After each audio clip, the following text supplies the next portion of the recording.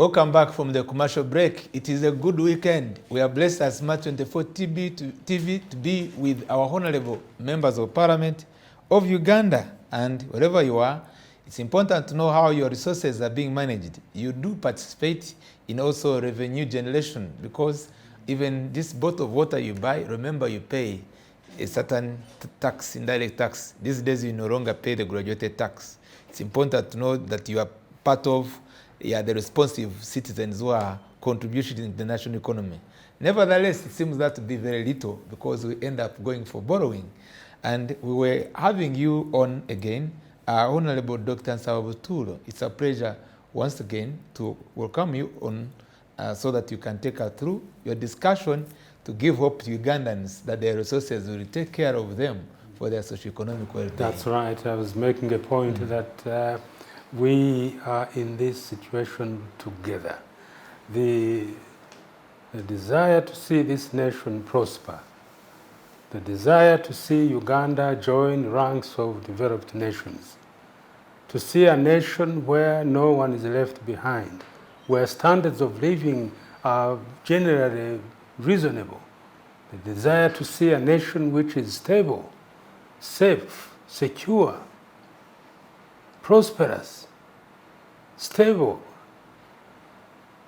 and united. That desire must be for all of us, regardless of where we belong. And so, the challenge I see now, and I will come shortly to the budget question, is that as a nation, we are failing to be one. And as a consequence, even when I come out with brilliant ideas and solutions, the other side is looking for ways of rubbishing everything that I have said.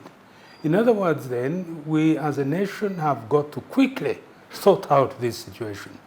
If we refuse to believe that we are one people, if we refuse to believe that our destiny must be one, if we refuse to believe that it is together that we shall get to point B and join other nations that are far, far better than ours, if we refuse or ignore to know that God has put us in this country for a purpose, and that we must, all of us together, do all we can to ensure that we reach that end that is respectable.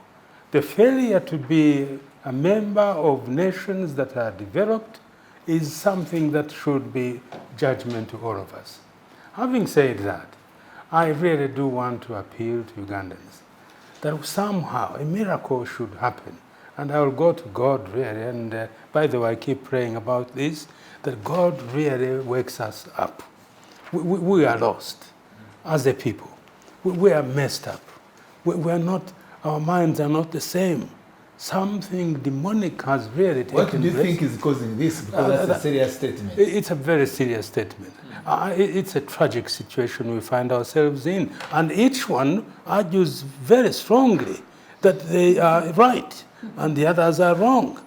Now, I guess it can be a subject for another day, yes, that we really research into what are these causes that simply are keeping us apart, that do not allow us to see the same things at the same, in the same way, that do not want us to love this country the way we should. Really, there is something very, very, very difficult. Having said that, I just want to say that the truth of the matter, our country doesn't have sufficient revenue from the activities that we undertake. And that's true. That explains why we look to our friends from outside. And that in itself is something that we should, as much as possible, as a country, if our dignity is to rise, if our integrity is to rise, we should depend less and less on external sources. And how can we achieve that?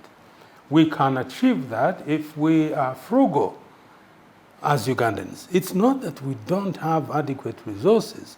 It's simply that we don't use what we have in the most intelligent way. So that's a huge challenge that we face, of making sure that what we have is not used in the most intelligent way, in the most adequate way that will, by and large, give us what we desire to see. So that problem must be sorted out. The one that leads this nation to breed. And guess who is making it breed? Ourselves. When you choose to steal billions and trillions of money as an individual, you are worse than an enemy from outside. In other words, really, you are an enemy of this nation. And we have that huge challenge. The problem I see now is that we have a situation where that stealing from ourselves is relentless, is unstoppable.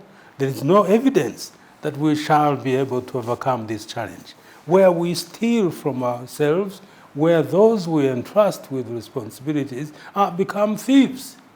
Thieves. And they are proudly going around when they know they are breeding their nation. They are consigning their people to a stage, into a situation of lasting poverty and indignity. So we have to overcome that problem. Honorable Doctor, there is something interesting as you are raising pertinent issues, because we are making an analytical view that should give Ugandans hope and maybe to come out from that dilemma and this tragic situation. And I'm not intending to critique anyone, as indeed either of our leaders, but yet to be honest, because part of the principles of accountability, there is a call for integrity, there is a call for honesty. And I understand with the established institutions having the IGG in place, at a certain moment, the IGG, the current IGG, Betty Kamya, right? She proposed before the president that there should be what we call life audit. Lifestyle audit. Lifestyle audit. And in the very words of the president, this is on record, it looked to have been a caution made by the president not take that path, because those whom we are indeed right now assessing to be the part of the root cause of the problem, they are walking freely and they are thieves, they have stolen money. And even for an attempt to go and find where they are, there was a statement which was covering them from the president. Not direct, but yet real. That please go slow on those who are stealing money because they may go and invest it in abroad. I mean, they can invest out of the country and we miss it to be invested in our country, I mean in Uganda. Don't you think we are, as you are saying, indeed we need to come back on table, we search our souls, we maybe come up with a mind and attitude to mean what we say. Modulator, that's why you, next financial year, you are going to spend 80 billion on mindset change. 80 billion. We are in a tragic situation. That's tragic. We would like to have really to give hope to absolutely tragic, absolutely sad and discouraging that we can. God has given this nation resources you will not find anywhere else. But the nations who don't have even a fraction of what we have are lending us money. We borrow from them, they give us grants, but they do so clearly deriding us for not being very serious people. It's a tragic situation that really it becomes a monstrous matter when you allow corruption to have its own momentum. And you have nowhere to turn to for recourse. You have nowhere to go. And what that means is others say, all right, this is the way to go, and then all of us do the same. If we don't do something dramatic, we are going to run down this great nation that God has given us. And it's a huge challenge that those who are mandated to be doing something are themselves caught up in the same mess. In other words, those who should be hunters are themselves candidates for hunting. The guards need to be guarded. It's a serious matter. That, you see, it breeds more poverty, it breeds more oppression, it breeds more exploitation, it breeds more suppression, it breeds loss of sovereignty, because you no longer have legitimacy to really lay claim on anything that would reverse this trend. That is a huge challenge that is a threat to us all, that really will engineer, if we are not careful, more insecurity, more instability, more disunity, more underdevelopment. It's that tragic. And so the issue today that really qualifies as challenge number one in this nation, never forget about others my colleague has been talking about. Of course, they are important.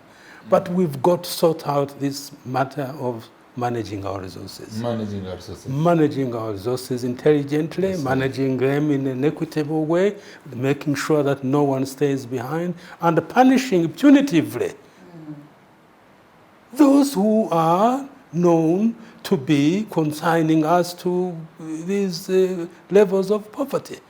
You don't tolerate them. You've got to do something dramatic. The nation should turn up against them. But of course, you can see, and this happens in our constituencies, some of our people glorify those who are doing great things from money they have stolen from them. That's another tragic twist that really things are taking. The very people who should be concerned about the way we manage affairs of the nation are in the business of glorifying us when you give them a little bit of what you've stolen, a little bit of what you've mismanaged. In other words, it's a complex situation that clearly demands something dramatic to happen. A, from the people we lead, the voters in our case, they should stop encouraging us to do things which are unethical, and really lack of ethics in the governance of our nation, the governance of affairs around our homes, community. That is encouraging us to be a dependent nation. We have these resources, and very shortly we will be really a rich nation in terms of what God has given us as minerals and so on and so forth. But if we don't tackle the issue of ethics, if ethics is not part of what we are doing as public officers, we are wasting time. We need people who have integrity, but not who don't have. Apparently, those who don't have are the ones now who clearly have got to are in the driver's seat, if you like. And that is tragic in itself. So we need a situation where we are intolerant with anybody and everybody that seeks to bring this nation down. It's not about the individuals themselves. It's really a conspiracy to consign Uganda at the bottom of nations that should be prospering. That should not be acceptable, and that should not be tolerated. So having said that, the truth of the matter as we speak is that there is little money in the country. First of all, when you look at the taxes we pay, they're actually the lowest in the region. Uganda is at 14%.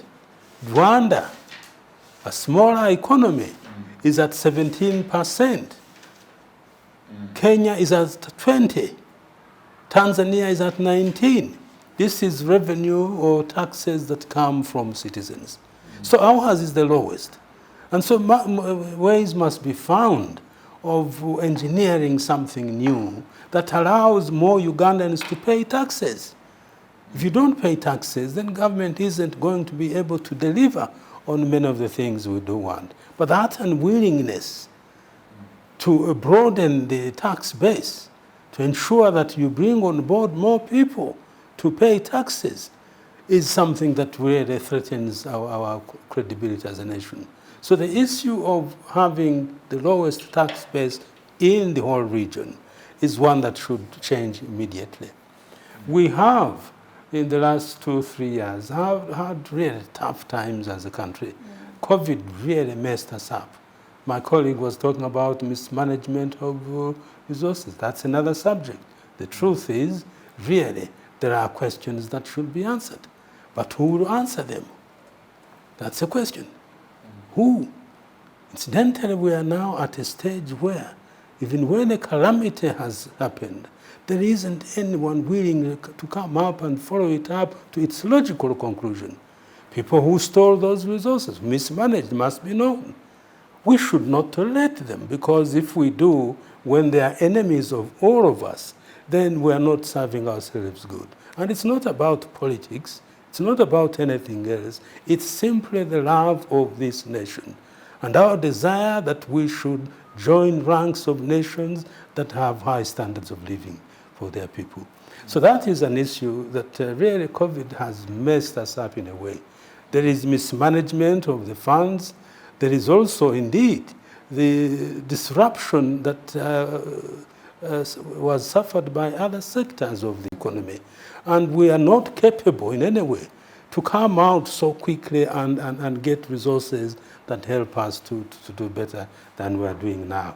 Then recently, you saw for yourself, which is a huge issue now, the issue of prices of commodities.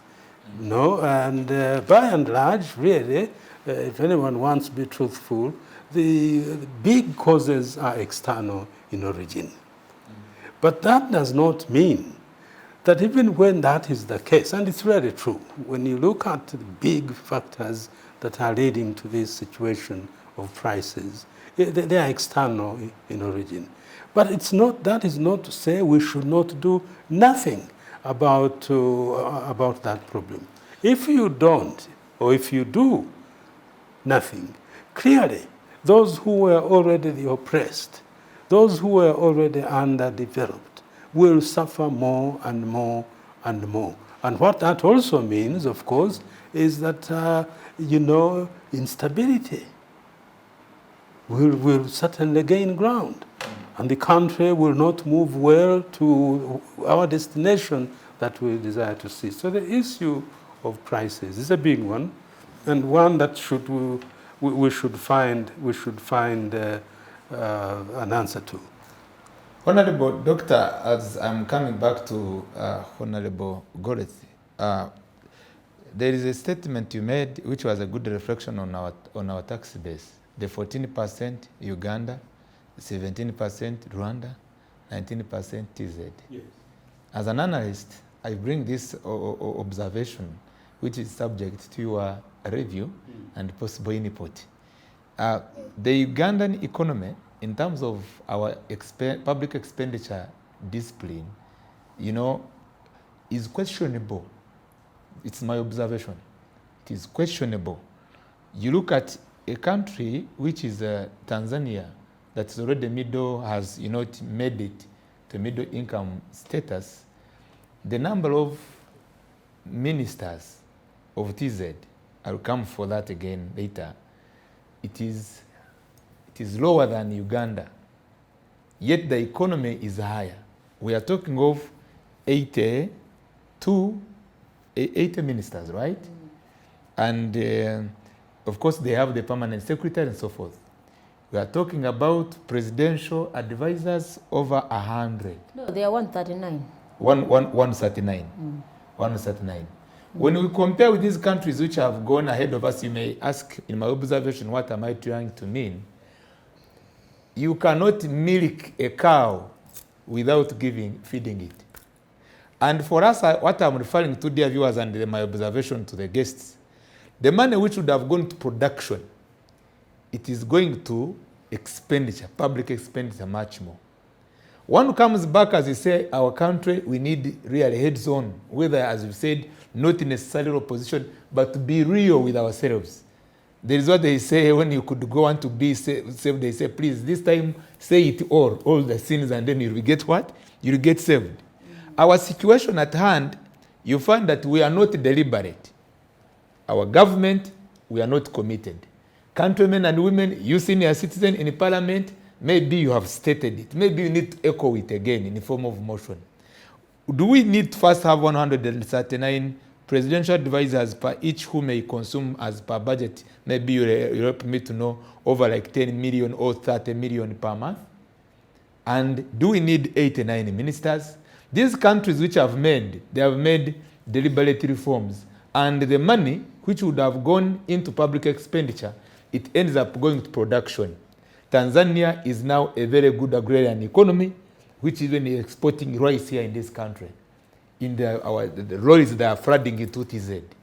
Rwanda, I have an idea about it. the allocation of finances to the agricultural sector seem to be taking a priority without segregation. What we are talking as parish model, for them, they took it sometimes back household. They took it to household. Every house, poor household, as they must get a cow, which is an improved breed, where maybe each day, that household, they are sure of 20 liters, the minimum. 20 liters, that means times 1,000 in our currency, that means that is 20,000, even if we're making at 1,000, 20,000. Thereby, of course, they begin. Now, that means if a family is getting the income supported by government, by the time that the consumption capacity, when they go to the market, is higher. So as they procure more goods, more water, more milk, then the tax base increases. It is not any other science. I failed to make this observation to the viewers and to dear guests who are policymakers. It is possible. What is your take on that? When are we going to come out from that state? If maybe we are to have a headway on. I'd like to receive maybe one statement from you as I receive Honorable. Well, I agree with you. Really, we have our work cut out. And it's not because we lack the ability to get out of what we have, where we are. It is simply a failure on our part to be determined to say enough is enough, where we are isn't adequate.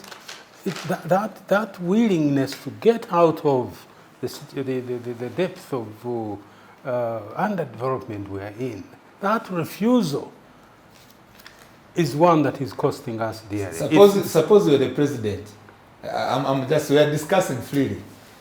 How many advisors could you recommend? Oh, really? I think that's the issue for because debate. you qualify, by the way, very senior Well, citizen. that's an issue for debate, really, and I agree with you that we've got to be deliberate.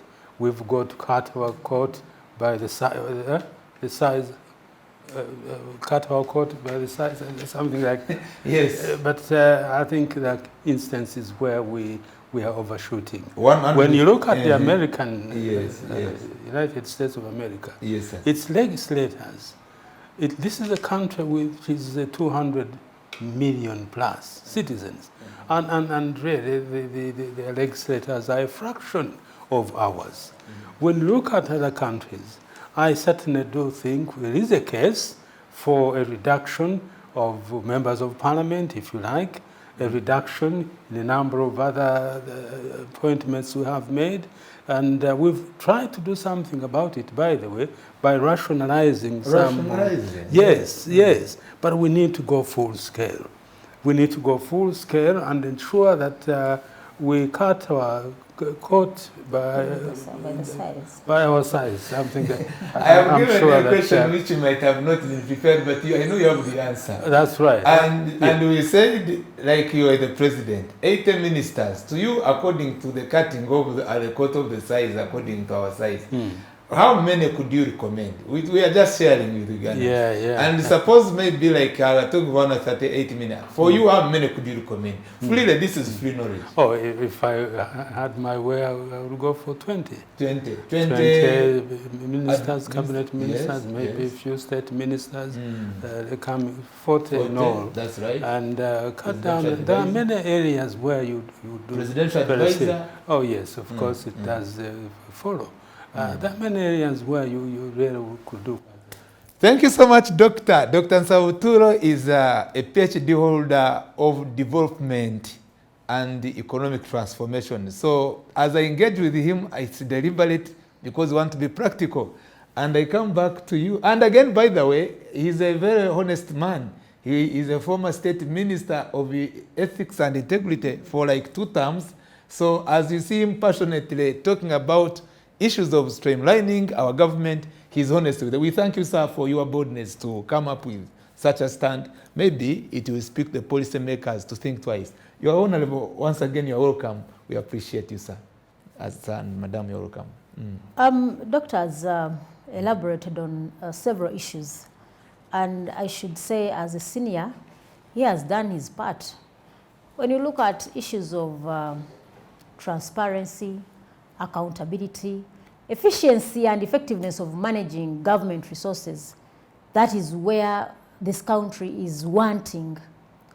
As we look at the revenue side seriously shrinking, what else are we left with? The president ably said, instead of eating bread, go for cassava. So you are telling the Ugandans to, concentrate on eating the cassava, but the budget is seriously eating sausages, chicken, and chips. Ugandans would love to see a pro-people budget, as you previously asked.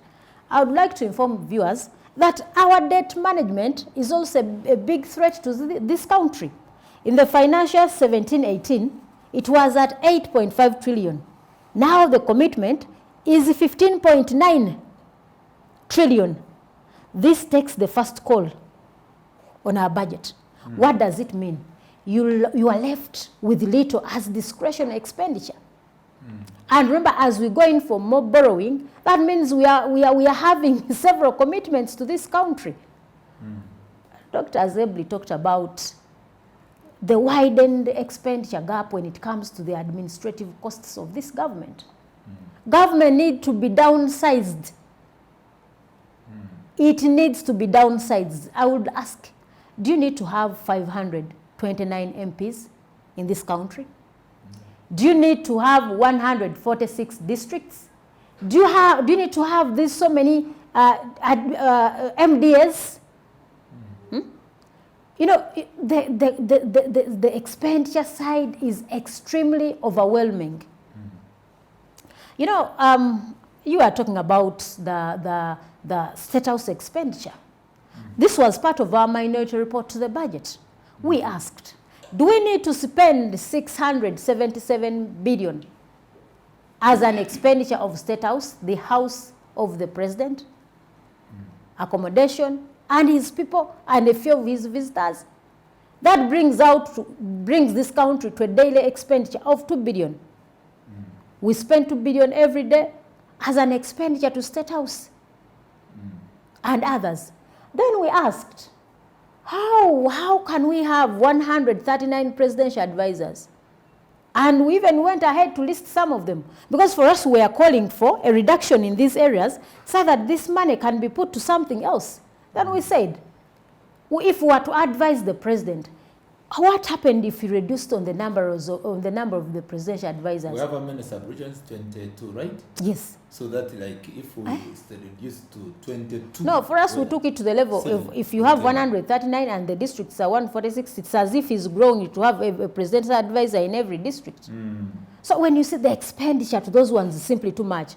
Honorable Minister, in the previous, one of the supplementaries, we had to pass a budget of 600 billion for purchase of vehicles to the presidential advisors. That is the farthest it is going. So people, I want to inform fellow Ugandans that till when we come back to our senses, when the president was speaking to the nation, was it yesterday, the other day? He ably talked about the 4 principles of the NRM. He talked about patriotism, Pan-Africanism, socio-economic transformation, and the other one was what? I've forgotten. But mine came to patriotism. And as I've told you, we are going to spend 80 billion on mindset change. To me, mindset change and patriotism are the same. Why are we spending all this money? Do you know how many schools you can construct in 80 billion? You are teaching people on how to love their country. Let them just, bring the money here, little. No, I tell you, we teach them. If we leaders can behave exemplarily, I'm telling you, people are willing to follow us. Because leadership is about followers. If people can wake up one day to tick Namugagoreti to pick in Sababuturo, that means they trust the person they have elected. That's so right. If you behave in a way that, inspires them, that means whatever you say, they will follow. Already, you are changing them by practice. By practice. Now we are 80 billion. I don't know how many hospitals we can upgrade from that money. And by the way, I'm passionately hurt by the 8 billion with a program of mindset change. So what does this bring on board? Ugandans, we have a duty. Before this, this may happen this financial year, but next financial year it may come to those so many billions. So we must also wake up, as the Honorable said. It's not all about the leaders alone. As citizens, what are you doing to demand for that rightful and exemplary, leadership from us. We must know as leaders we have a duty to respect, we have a duty to protect, a duty to facilitate citizens where they are incapacitated. What are we doing as a country? When we looked at, in the budget, there was a component of recapitalizing Microfinance Support Center. But Microfinance Support Center is one of those with a red flag in the Auditor General's report. Microfinance. Yes, Microfinance Support Center. Funds are intended for small-scale industries, SMEs. They end up in the hands of you who can afford to borrow money from the bank. So we are asking, are we there for the people? Or we are there because, we want to see, and the funny part of it, you get that money, construct buildings in Kampala. People have failed to rent them because people are not earning. The spenders cannot afford to use those facilities. So what does it mean? That is idle capital. So Honorable, we are going to go for the break, and your discussion is interesting. You are trying to draw the mind of the viewers that our budget, which is coming forth very soon, should be a pro-people budget, but you are already almost losing the hope in regard to the current situation. And I wonder, because when I was in public service, there's what we could call reallocation. And we needed to draw to a place where the country can go back times to the drawing board when you all agree together, regardless of political inclination, and to say, please, let us do it this way. I believe we can change. Please stay tuned on Smart 24 TV. We'll continue with Honorable Goleth Namuga, and she's the Member of Parliament of Maugula South. We'll be blessed again to have her in the second session. She's still with us. And Dr. Nsabuturo. Stay tuned on Smart 24 TV as we drive business.